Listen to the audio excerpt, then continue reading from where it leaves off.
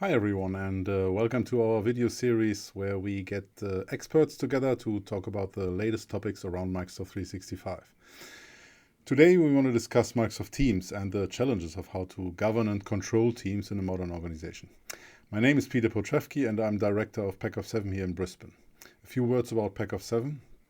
We specialize in maturity, governance, integration and solution development on Microsoft's collaboration and productivity cloud platform. So we have a bit of experience when it comes to Microsoft 365 and Azure. We're on the market for 6 years now and work for all kinds of large organizations as well as local and federal government. But today it's not so much about me or Pack of 7, but rather about what our two experts, Darrell and Ryan, can tell us about Microsoft Teams. Darrell, would you like to say a few words about yourself? Thanks, Peter. My name is Darrell Webster, also known as Darrell as a Service in the community. I am an adoption and change management specialist. So my focus is all about making sure that the technical projects that are rolled out, the software and the features are all adopted and used well, and also that there's good alignment with business needs to the technology that's being implemented. I enjoy creating content, creating videos, helping people communicate the benefits of what's been happening and what's changing, and also just generally enjoy the creative side and talking with people to help them make the most of technology. Thanks, Darrell. Ryan, would you please introduce yourself and maybe you can tell us the story about how and where we met Darrell. Yeah, absolutely. So my name is Ryan Wilson and I am the lead solution architect here at Pack of 7 Australia. I help organizations govern and control their Microsoft 365 environment, and I design, implement and manage custom solutions for organizations as well. So this could be from Power Apps all the way through to custom web applications too. Because of this, I require quite a diverse knowledge set, so I need to be able to understand Microsoft services and its platforms on both a business level and also within a technical or in a technical level as well, so that I can architect solutions that they need for their particular business processes or implement governance for a particular service as well. How we met Darrell. So we met Darrell at the DWC conference in Melbourne a few months ago, actually. We were there demoing Rencore. So Rencore Governance is essentially a SaaS application which sits on top of on top of your Microsoft tenant and scans all your data and then essentially reports back certain services or entities within your platforms that violate against particular policies that you configure, such as SharePoint teams without owners or SharePoint sites without owners as well. So we were at this conference showcasing Rencore governance.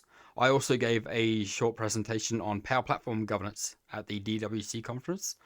And it was at this conference that we did meet Darrell and we had a short conversation, and now here we are making this video. Thank you, Ryan. Yeah, that was a nice trip to Melbourne that we can hopefully repeat next year. By the way, if you're interested in the Digital Workplace Conference, it happens twice a year in New Zealand and Australia, and I will put the link to their website in the description below. Now, before we begin, and because it's actually quite interesting, let me say a few words about the history of Microsoft Teams. It all starts in 2007. Back then, Microsoft was working on the Office Communicator. The main features were chat, audio, video, screen sharing, and file sharing.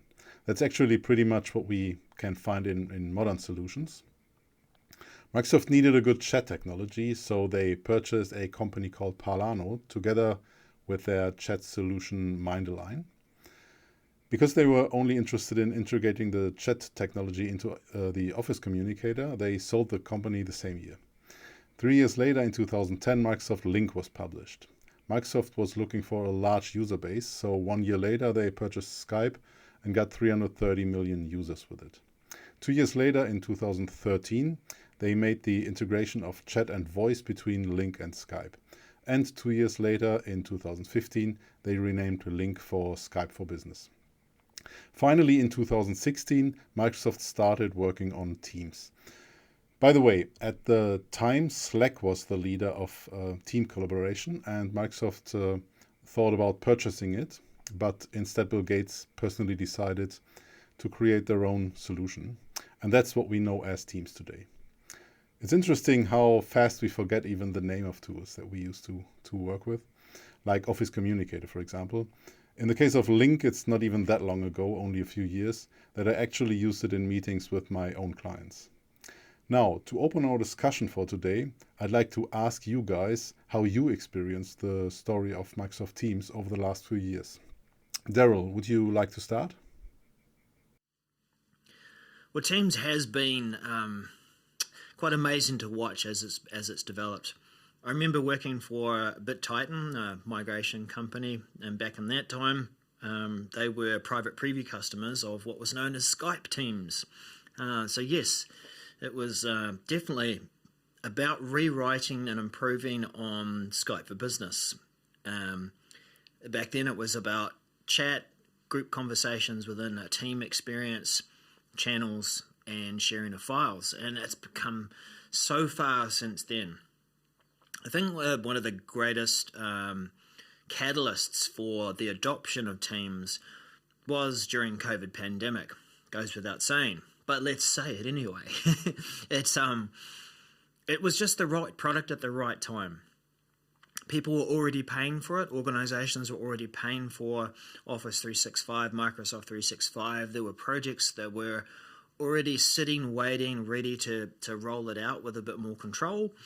And there was a sudden and urgent need to provide remote work capabilities. And Teams met that need. It had the ability to have conversations, to share files, to bring other content together into that collaborative space. And so it was a huge catalyst for not only adoption and use of Microsoft Teams, but also the investment in improving it. We used it a lot for meetings, back-to-back meetings for maybe more than what we needed it to, but we did need something to keep in contact, and we did need that ability to have it in real time so people felt connected. But also turned into having two meeting menus, I guess, like meetings for meetings. It also helped us to see the need to improve that. So there was a lot of development, and there still is, in and around the meeting experience, trying to improve, being able to include more people, give them better tools to participate in meetings, to present in meetings, to share content. It's really good to see.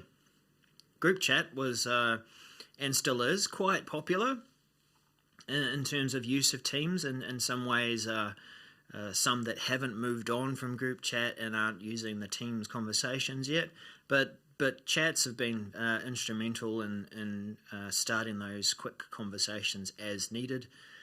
The collaborative spaces and sharing of files became so much easier. There wasn't really a need to create a full account for a guest or for someone to invite them in, but instead they could use their own credentials and start to collaborate pretty quickly with you on an idea. Teams also became quite an application to extend and aggregate other systems into it. What I'm talking of here is applications that were developed to run in Teams.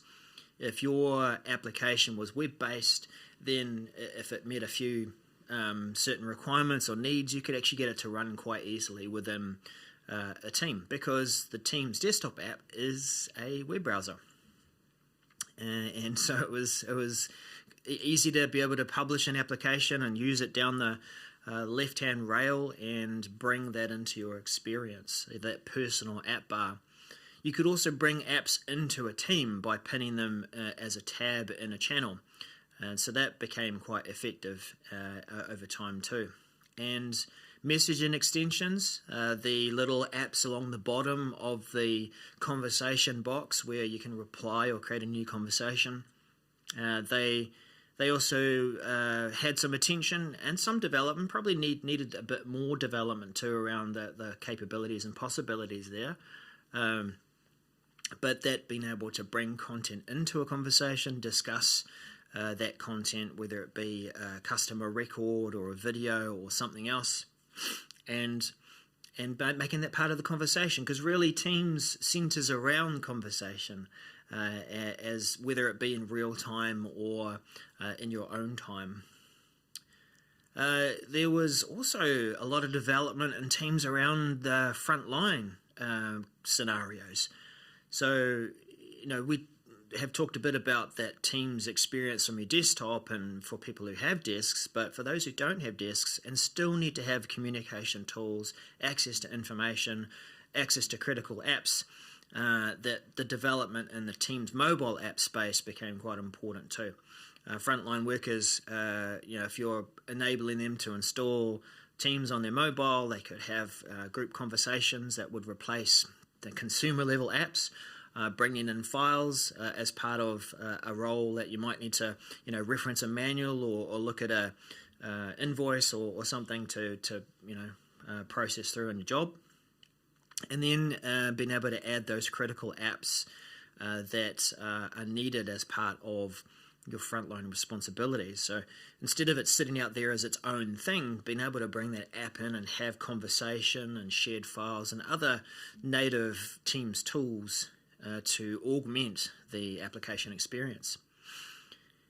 Something else that kind of came out of the whole COVID pandemic, and maybe it was already in the pipeline and already been worked on before a pandemic, but Microsoft sped up that focus on employee engagement, seeing the need to engage and make sure that people still feel connected to work, addressing needs like learning and insights into how we're working and how we might improve it, improving connections and connectivity. So those applications as part of the employee engagement or Microsoft Viva suite also found their way into being part of Teams too. And so Teams just continued to grow in terms of its trajectory for development. It became more and more of a central place to go and to get work done.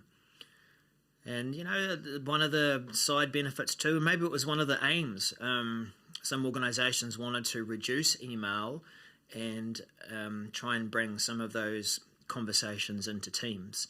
So that certainly was a trend in how people were using Microsoft Teams too, to have real-time conversations where they were appropriate to replace the email large conversations in distribution groups.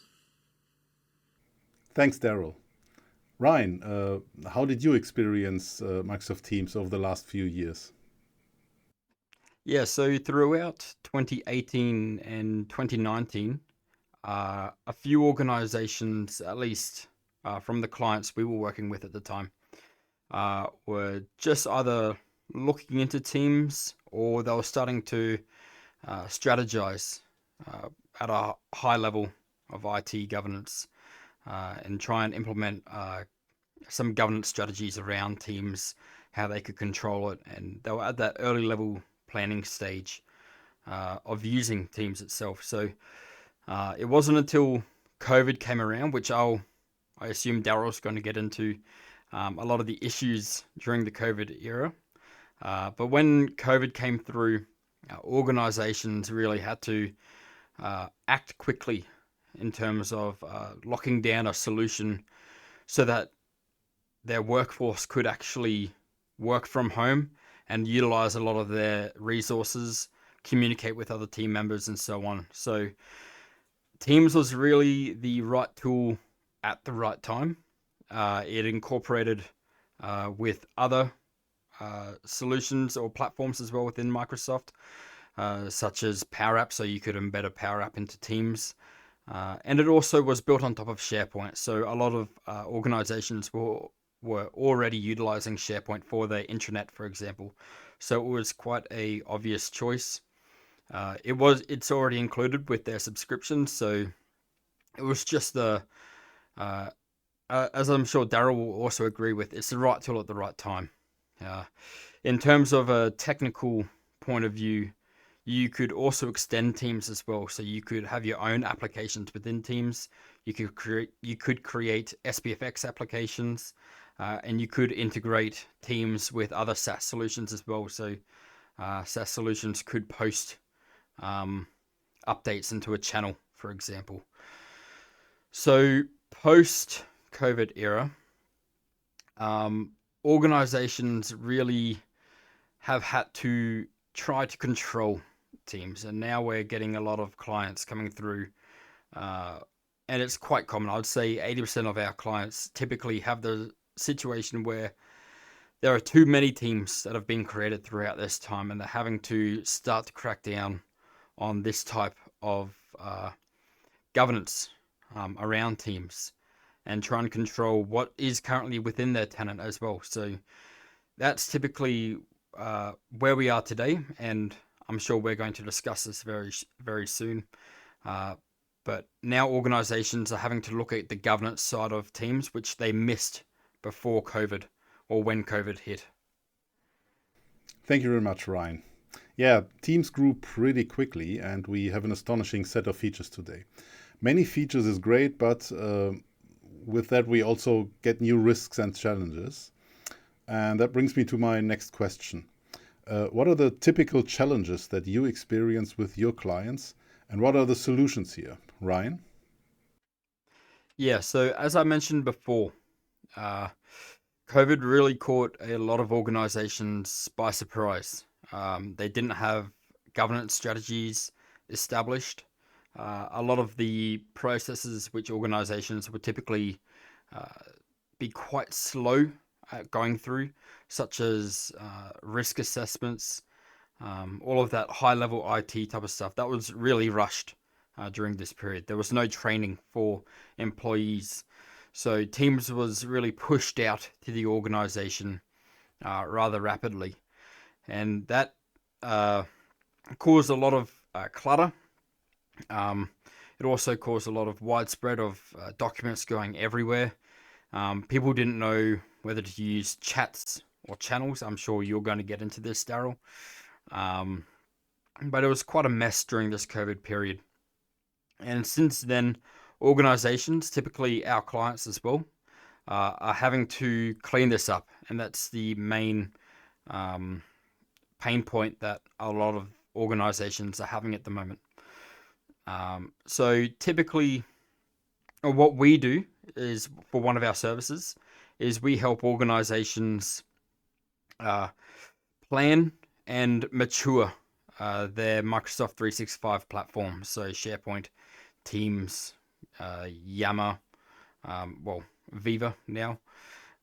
And we help these organizations mature and adopt these platforms.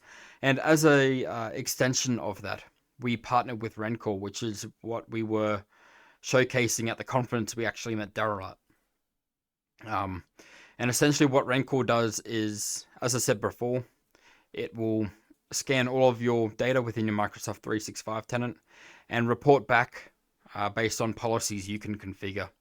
And you can create automations around this. And this is a tool which we use to extend our service, which helps solve these pain points for a lot of our clients. So, for example, because of COVID, there are a lot of teams which are actually not used for longer than 6 months now, or even 12 months. There are files which are duplicated across multiple teams. There are teams without owners, and IT having to go through the administration portal to clean all of this up. So what Rencore does is it helps automate a lot of these common issues that organizations are facing. So you can automate. So let's say, for example, when Rencore runs its scan, it finds a team that doesn't have any owners, or it finds a team that hasn't been used in 12 months. And that's one of your policies that you configure. You can create an automation around that to archive the team or send an email to your IT team and so on. So this process is quite automated. Another pain point for a lot of organizations is locking teams down, or provisioning. So in Teams, you can either lock it down completely where the admin team are the only ones that can create teams. And that creates a headache in itself, as the IT team are getting emails and messages all the time to create a team for this and team for that, and they have to go through their processes and so on. Or you can go the other way in terms of teams where everyone can create teams. And that's what a lot of organizations did during COVID.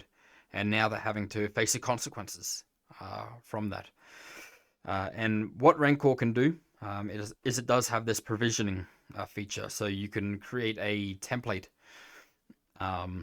where you can define what a user can do when they create this team. So if they can add members, if they can add owners, if they can add channels, what channels come by default, and you can configure all of this in a template.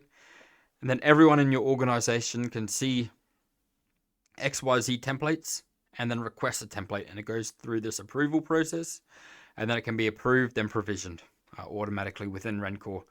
So this is how we're solving a lot of these pain points around teams. So I'm keen to hear your thoughts, Darrell. Now, I talked a bit about quick adoption of Microsoft Teams and during the pandemic, and that acceleration of organizations to using Microsoft Teams, advancing their plans that they already had in place, but speeding them up. Now, quick adoption doesn't necessarily mean good adoption. For organizations who had planned to address this over time with good change management and good communication and building up familiarity and gradually releasing teams to their organization, suddenly released it within days or a week. While the product is, there's parts of it that are intuitive and you can pick it up and understand how to create a conversation, start a group chat. It also meant that there were bad habits that were formed, things that have really been part of what we've needed to tidy up after quick and poor adoption habits or poor rollout methods. So some of those would be that we developed habits around creating too many teams for all kinds of purposes. And we saw this with SharePoint too in the past, where, we need a space to share files and to collaborate. In the Teams world, it was we need that plus a place for conversations and collaborating together. Let's create a team. And, the habit being that, well, rather than looking to see if there's something that already exists for that, let's just create a new one and we'll deal with it later. Along with that, over-engineering teams, creating a team with too many bells and whistles, too many channels, too many apps that have been added, too many things that are going on in there, that sometimes those teams can be so busy that they become overwhelming. You get invited into being part of it, and you're not sure what you need to be focused on, let alone whether or not you've been given an introduction into why you were invited to the team and what the purpose of the team was for.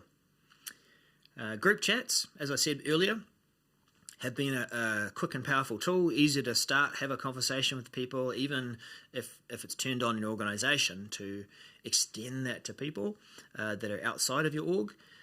But sometimes organizations haven't moved from there, and there's just this list of group chats all down the left-hand side, lists of people that are part of those chats, but chats haven't been named, so you kind of glance down and you go, which conversation was it that I need to go back to find that content or that particular topic we're talking about? Don't know.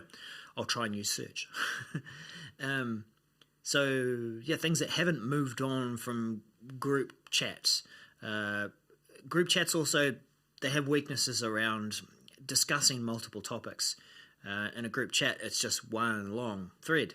And if you start to change topics and start to talk about different things, it's really hard to follow. You can also get overwhelmed by the notifications and activity, and that really kind of leans into another area that has been a challenge for people and adoption, that because of the increased activity in Teams and potentially poor activity and overuse of certain things in the wrong ways, people get lots of notifications. And they have then been conditioned to ignore most of them. So the important stuff that should be getting through isn't necessarily getting through because it is in and amongst 20 different notifications for that group chat that got very busy during lunchtime. It's those sorts of things that have become challenges and can be addressed with good adoption and training around how do we tune our notifications to focus on what matters to us and what matters to me. With the use of Teams, conversations are definitely supported in real time. Typing away there in a group chat, you can see the dots moving up and down as people are typing. And that starts to also give that expectation that you need to stay in that conversation, keep watch about what they're going to say, and then be ready to respond quickly. And with that real-time capability, it means that we've also potentially built that expectation of ourselves. So it's picked up that pace of work, and that has led to, contributed to burnout, I think, and people being more tired because they've had to feel more connected. So it's something we do need to learn is when is the right time to be able to mute that conversation or even leave it, or that it's okay that I don't have to respond to this right now. I can drop in my comment and get back to it at some point. It's really something that you have to work out for yourselves in your teams and in your departments, and for project teams, for example. Set those norms and understand how we're going to communicate and what is expected of us in terms of that behavior. With Teams being such a center of development, it attracted a lot of new features to be developed. All right, a lot of development, a lot of monthly active usage justified Microsoft investing more money into developing the app more, and that meant that there were a lot of changes that were in the product over, relatively speaking, a short period of time. Change means that people have to get used to what's changed in their environment and with their tools. Features and buttons that have moved, or things that operate a bit differently, or when they were released they didn't operate the way that they should, and so they needed to be corrected. All of that kind of change is also contributes to a level of burnout and overwhelm. So that is still really something that can be a concern. Thanks, guys. Yeah, great examples. Cost-related, security-related, and usability-related. All that gives us a lot of potential for improvement for our customer systems. Now, let's talk about governance and control of the platform. What are your experiences with the level of governance that you can put on Teams? What is too much governance? What's too little governance? What's the right balance here? Darrell? Well, after thinking about the challenges that I outlined, governance, we think of governance as a set of rules. And really, on its own, it is just a set of rules. It's really that, we do need these rules around how to use Teams within our organization. We have to come up with these guidelines in terms of how we want it to be used, and what is good behavior, when to provision, what to provision, what is the life cycle of a team, all these sorts of questions. We do need rules. But if it's just a set of rules and, it's not great governance. Good governance is governance with tools that provide a way for people to use Teams within those rules, and without expecting them to remember that large set of rules and develop learned and granular levels of behavior. Imagine if it was just rules and I said, you need to, welcome to the company. Here are 50 things that you need to know about how we use Teams. Memorize them and get really familiar with them. We're going to give you 3 strikes, and then, that's it. We've got to address it. Too much to remember. Good governance is tools that will guide you towards good behavior, guide you towards good use of of teams, and really should be almost invisible. Where there are ways that we should be using teams, we don't need to have pop-ups and things and all that sort of stuff, but rather just coaching, restricting where things decisions have been to turn certain things off, and coaching people towards that good behavior about how to use teams. One example around that is that whole, when do we create a team? And how should we create it? Think of governance in that space. We need to work together. So let's create a team. Do we create a team using the in-product tools? So if those are still available, like they are out of the box, anyone create a team. You create the team. You don't necessarily look to see if there's a team that already exists. You may create a team that is named similarly or almost the same as an existing team, so then it becomes quite confusing when you look for those teams later on. And so, that's where that can be confusing. Or maybe your organization uses or has developed a tool for provisioning teams, and that guides people towards good choices as they're provisioning that team. You'll put your name in there and who you're going to invite to the team, maybe a little bit about the purpose of the team. And the good tools will suggest, hey, there's actually a team for that, and these 3 people that you have invited are already part of that team. You might consider creating a channel in the existing team. So there are good tools that will guide you through to that good behavior, and that's really what if you don't have them, then there are third-party tools to buy. There are ways to develop some of these things. Good governance will reinforce the rules and help people towards that. It shouldn't hinder, though, collaboration in teams.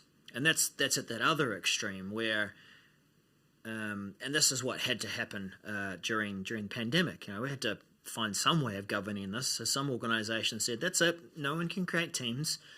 You will fill out a form, we will create it for you, we'll ask you the right questions, and then we'll give you the team, and you can be the owner, and you can figure it out.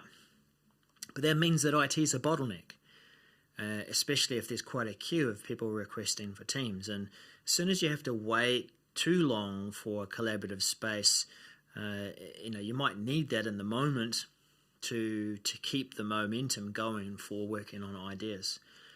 So that's the other extreme.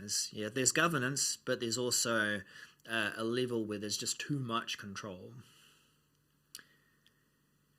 Some governance is through that configuration of in-product tools and in-product admin tools. So it's good to see that Teams has been developed over time and adding more of those administration capabilities.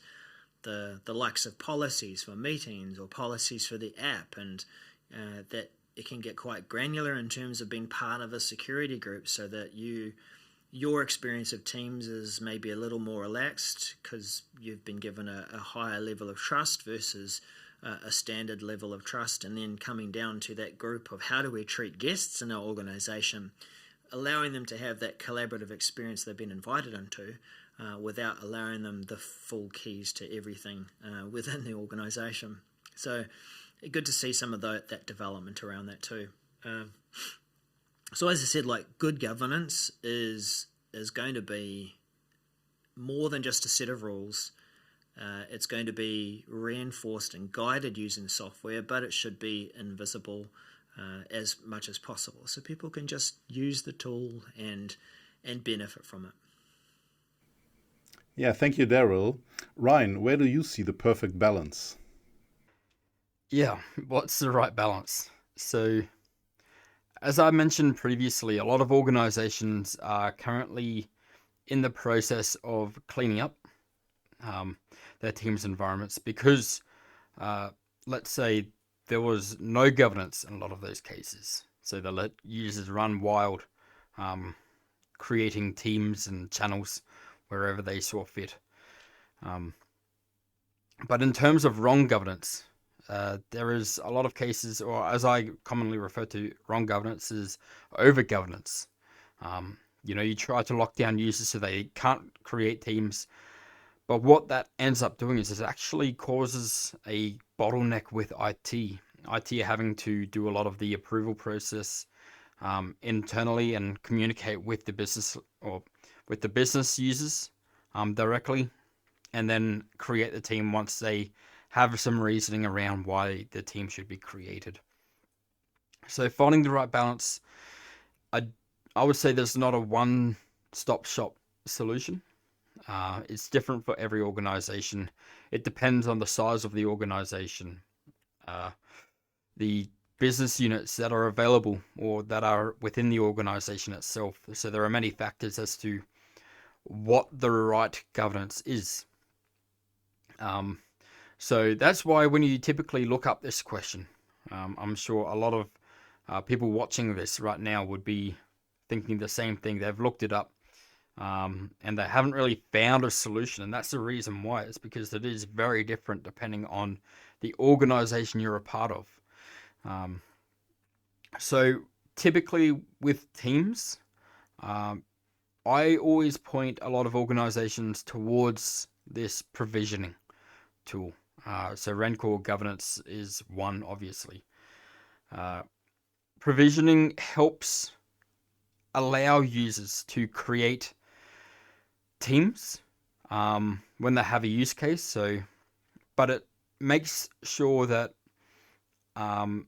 there is some guidelines around it. So whenever we talk about governance in terms of Microsoft 365 or Power Platform, everyone always talks about these guardrails.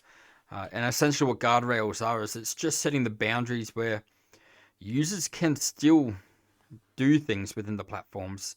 For example, the Power Platform. That's one I'm always doing a lot of presentations on at conferences. You want to allow users to still create apps, but you want them to do it within a certain set of boundaries that are suited for your organization. It's the same with teams. You want users to still be able to create teams, or at least request creating teams. And there'd just be like a small approval process around this. That's how I would typically approach the right level of governance around teams.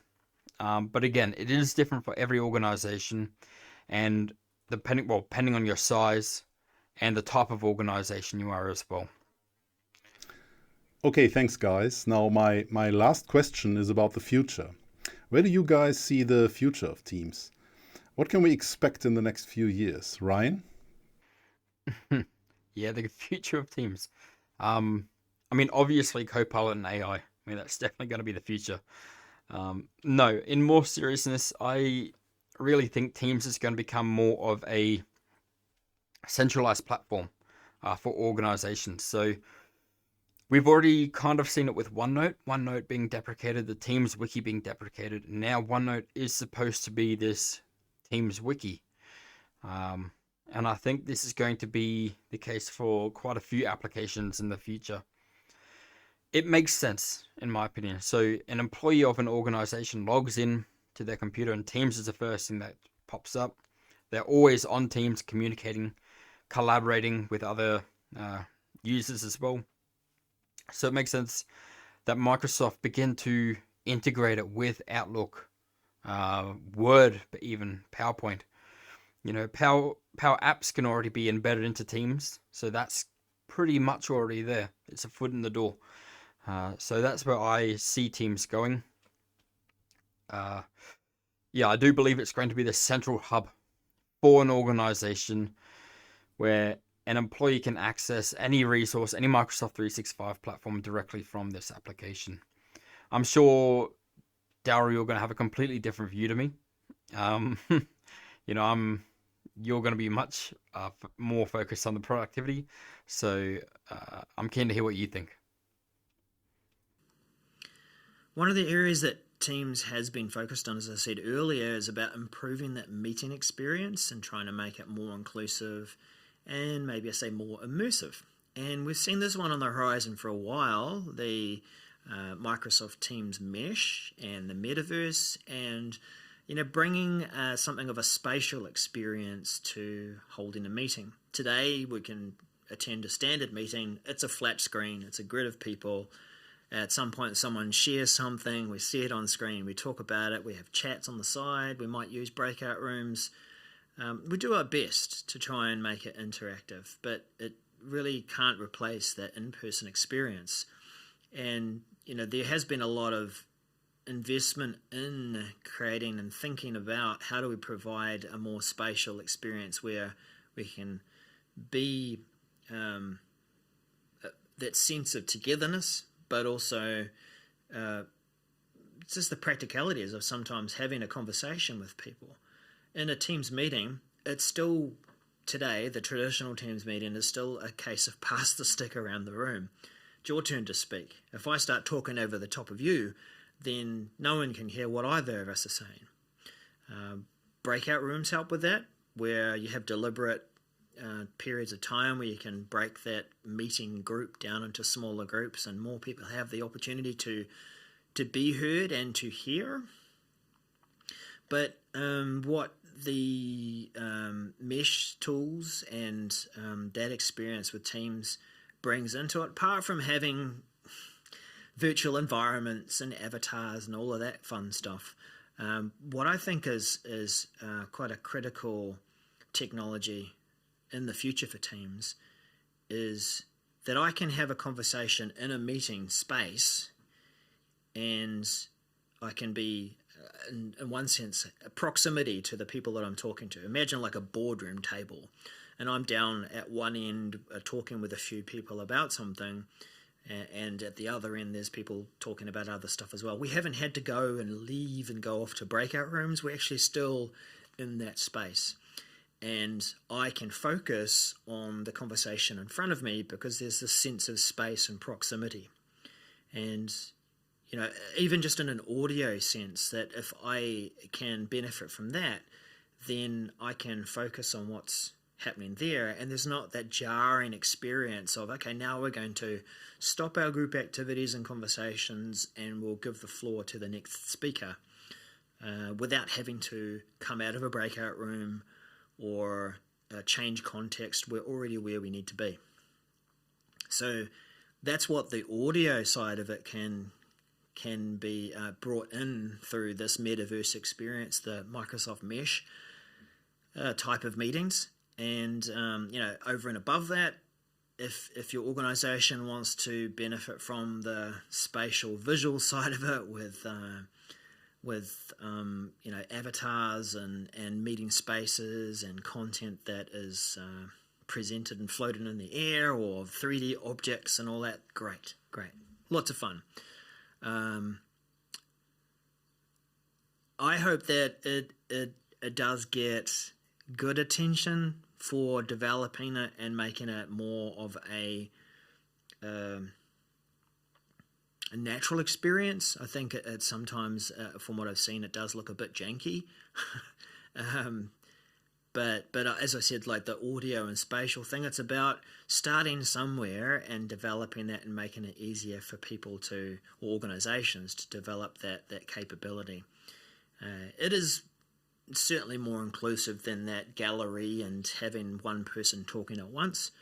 But yeah, just I hope that future will be a good melding of the two, and a bit like how we talked about governance, it needs to be simple, and that entry level of an organization who might not have 3D developing capabilities, they shouldn't have to develop their own space. But as we've seen in Teams, they're releasing base level meeting spaces that can be used, and that you don't have to have the 3D equipment as well. That you can experience this by going into a flat meeting application, but you can traverse that through a bit like a video game. You're not necessarily wearing the head and the equipment where you can turn around and see stuff, but you are driving your way through. You've still got that experience of space, and audio matches that experience too, where there's a spatial concept.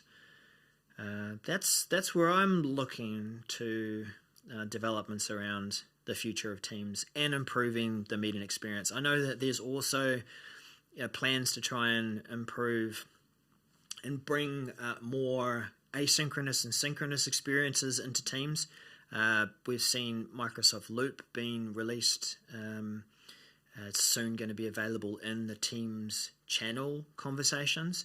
And our hope is too that not far behind that we might be able to experience loop pages to flatten out collaboration so that it is all literally on the same page and it's easy to find content and come up with ideas. Yeah, quite a future there for Microsoft Teams. Yeah, thank you very much, Darrell and Ryan, for giving us your insights into the Teams topic and especially into control and governance. I'm pretty sure that a lot of viewers can recognize a few topics. As we see, Microsoft Teams is a great collaboration solution and typical for Microsoft 365, very integrated into Microsoft's ecosystem. But there's also a certain level of risk that we want to mitigate. We need methodical approaches and a lot of experience here. Exactly where both Darrell and Ryan are advising their clients so successfully. Balancing two things: the freedom that comes with the endless possibilities and the proper amount of control that we need to keep the platform in sync with the organization's strategy. Well, that's it for today. I hope you could get something out of this for your own Teams journey. If you have any questions, please leave them in the comments section. You can find Darrell's, Ryan's, and my contact in the video description. So if you want to contact us, don't hesitate. We are always happy to help. Thank you very much for watching today, and please don't forget to press the like button and subscribe to our channel.